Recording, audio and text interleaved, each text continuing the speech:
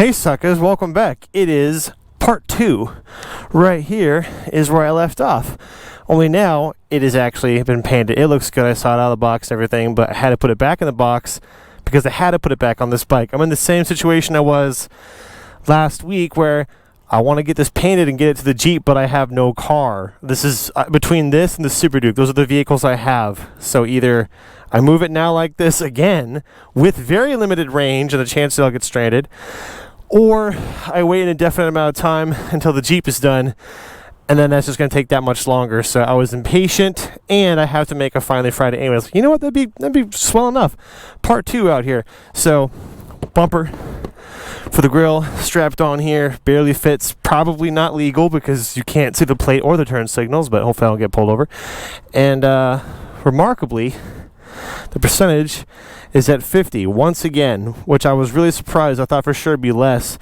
I'm finding more out about this bike as I ride it. For example, please don't fall off. It's more loose this time than it was last time. I think it's because, well, I'm not actually sure why, but yeah, it's not going to fall. We're good. That's not going anywhere. That's a man's rule, by the way. It is physically impossible for a guy to tie something down and then not say out loud, that's not going anywhere. So I'm confident enough. Jeez, that looks silly. Anyway, so remarkably, I got down to 50%. And let me tell you about what happened last week after I dropped this off. So got down to 50%. Theoretically could have made it back home, but I guess it wants me to go this way. When I got back home, I planned to stop at my friend's house, and I did, but there was no way with the energy I had that I was ever going to make it home. So that was kind of interesting. I ended up staying at my friend's house for hours just trying to get a little bit of charge. And one reason for that is because apparently if the bike is overheated, which it was because it was really hot outside, and it was sitting in the sun when I was trying to charge it, it won't charge if the battery is too hot.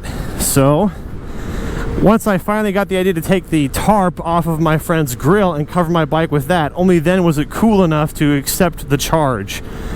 And even then, when I thought I had enough charge to get home, I didn't. I ran out, got to 0, and ran on what is apparently reserve power.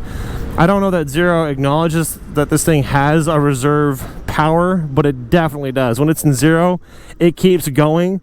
Granted, it's much slower, but I went, I think, a couple miles on 0. I was like, hey man, it's gonna run out, but it never did. And I ran out in 0 again. Was it yesterday? I think it was just yesterday. Very recently I had another story because, you know, I'm learning more about this bike and I got nothing else to talk about, so I'll tell you what I'm finding out about this bike. So yesterday I went into town I went back up. Yesterday morning I took this bike into town to get breakfast, came back, had like 23% left. Was like, you know what, let's kill the battery. So I went out into an undeveloped area and rode around the dirt, climbed some hills and stuff, burned out the tires, and had a good time, and got it down to like 3%. Like, okay, I'm done. So I plugged it in. It said 10.5 hours to charge. I'm like, 10.5 hours? It means I can't use it again today. Well, cut to that evening, I wanted to go into town to get something else to eat, and I had like 50%. And I was like, well, I can make it. I can make it there and back. And more or less, my calculations were correct. What the catch is, though, that I could not have anticipated the construction. So there's 2 ways to get into town. There's west and north, or north and west. And I decided to take the more back route way, which isn't much, if it's not longer. Anyway, I went there, but apparently there's construction. So one of the roads is blocked off several miles in. So I started going north on that way. There was construction. Like, great, I just spent a few miles and a few percentage of my battery heading this way, and I got to go back to where I came to keep going. Like, well, there's no way I can make it back home now. So I made it out to get food, and then I was like, well, now I'm gonna find a place to park and just stop with my food and eat here for an indefinite amount of time until I think my battery has enough to make it back home. Oh my goodness. Oh, these bumps usually suck, but not on this bike. Oh yeah. Anyway, so sat down, was prepared to sit there for a while, and quite coincidentally, unfortunately, my brother wanted to go out on his bike, so I told him where I was. He wanted to meet up and eat with the bike, actually. Like, well, I'm already sitting here with my bike eating right now if you want to meet me out here. So he did, and that was fun. And then ensued the adventure of trying to get home yesterday. I thought I had enough battery to get home. I need to get a little bit faster here. Oh man, the wind's even worse this way. I'll get to that. This is what's really important. Your output for your power and torque, that tells you how much of your battery you're using, and you can kind of gauge with that. You know, I'm learning more, but anyway. Wow. It's pretty windy right now. I'm going to pay attention to where my exit is. I wasn't planning to go this way, but I'm going to because it's the most time efficient way. So I got out. We ate. It was fun. Once I had enough percentage left to get home, we took off. And rather immediately, it was already a windy day, rather immediately I knew the bike wasn't going to make it home because I was taking on a lot of wind directly. I'm taking wind now, but it's not that bad compared to yesterday. I was taking on a lot of wind, and typically if you're cruising at 60, a good output for power is, you know, 2 bars torque, 2 bars power. Well, I was putting out 4 bars. I was putting out double the amount of power just to fight the wind. Like, okay, great. So now I'm going to have that much less energy to get home. And so we didn't make it far, and I was like, well, I can either start riding on reserve power and maybe probably make it home, or pull over now and plug into somewhere. So that's what I did. I pulled over and plugged into somewhere for another hour or so, maybe a couple hours, a long time, you know, because it's 10.5 hours to charge this battery with a standard onboard charger. So if you want 10%, you're talking like an hour just for 10%. That's how much or how slow it is.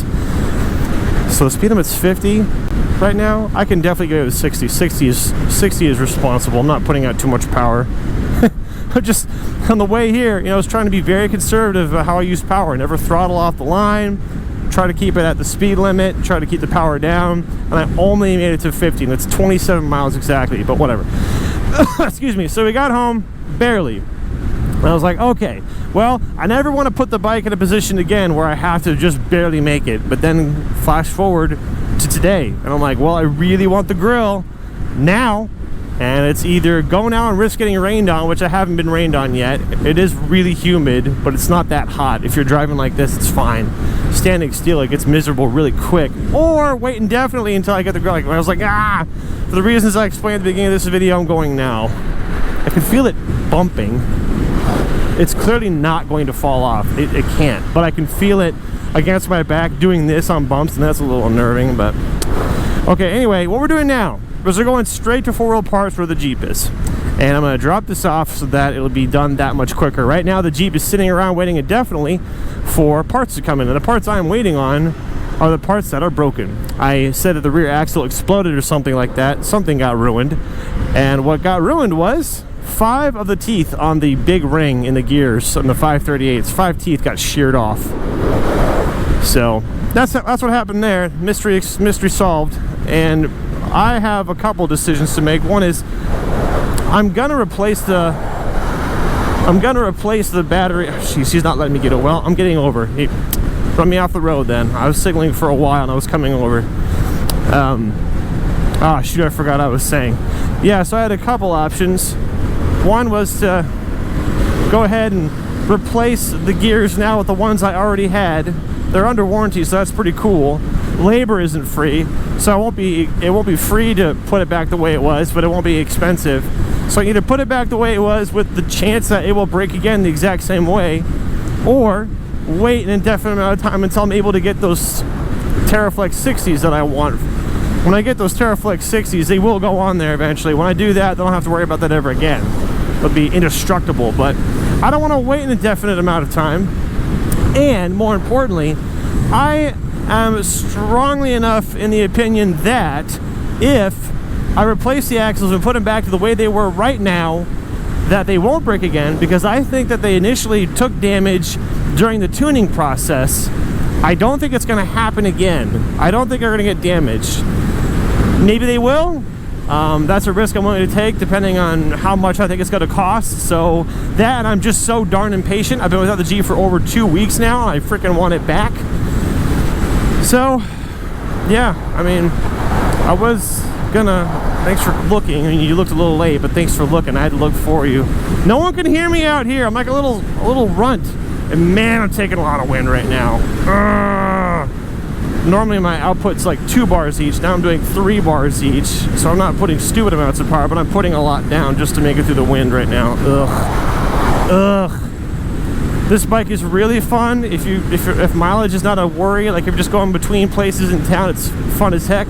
Using it at full power, but now I'm using it as minimal amount of power as possible, trying to get as far as possible.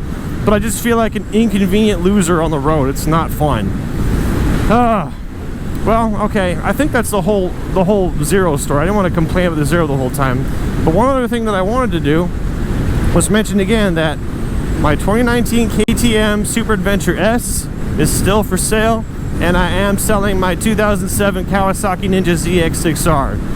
I'm selling both of them. So if you're interested in either, please DM me on Instagram, and maybe you can have one. Mother of God, could you drive much closer to my tailpipe, you dingus? Anyway, all right, well, I wasn't expecting this to be a one-take video, but I just had plenty of ranting to do. And I'll just say one other thing. It's not important, but when I get to the four-wheel parts, I'm planning to sit there for who knows how long, charging until I think I have enough to make it home. And that's why I have a book in my backpack, so I have something to do. I pretend to be smart while I'm waiting around. But anyway, man, hopefully, and I don't want to get ahead of myself, hopefully I will have the Jeep operating next week. If I don't have the Jeep operating next week, I will almost certainly have my Surprise by next week. So I figure a week or two, you'll see everything that's going on. But for now, I must trudge on with the e-bike on the highway. So thanks for watching. I'll see you guys later. Bye.